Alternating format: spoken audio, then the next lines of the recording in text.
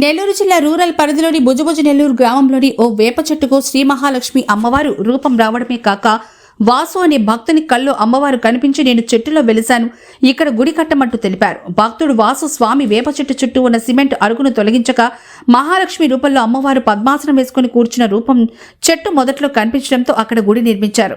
గత 5 సంవత్సరాలుగా ఈ గుడి వద్ద రోజు పూజలు నిర్వహిస్తారు. విజయదశమి, ఉగాది పర్వదినాల్లో శ్రీ మహాలక్ష్మి అమ్మవారి ప్రత్యేక పూజలు, అన్నదాన కార్యక్రమాలు భక్తులు నిర్వహిస్తారు. ఓం శ్రీ మాత్రే నమః. శ్రీ గురుభ్యో నమః.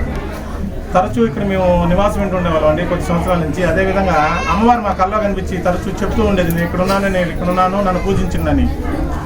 మేము ఏందని చెప్పి వదిలేసి చూసుకుంటూ ఉండేసరికి ఇక్కడ పట్టున అరుగు పగలడం జరుగుతుంది. కొంచెం ఆ పగలడం చూసిన తర్వాత తీస్తే అమ్మవారి పాదాలు బయటపడ్డాయి.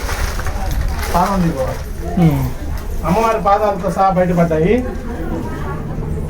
తర్వాత అప్పటి నుంచి మేము పూజా కార్యక్రమాలు చేసుకుంటూ వస్తున్నాం. తరచూ ఉగాదికి, విజయదశమికి ఈ విధంగా ప్రతి ఒక్కరిని, చుట్టుపక్కల వాళ్ళని ప్రతి ఒక్కరిని అందరిని పిలుచుకొని, బంధువుల్ని, స్నేహితుల్ని అందరిని పిలుచుకొని ఈ విధంగా భోజన వితరణ చేసుకుంటూ వచ్చిన వారికి పసుపు కుంకుమ జాగ్రత్త పంపించడం జరుగుతుంది.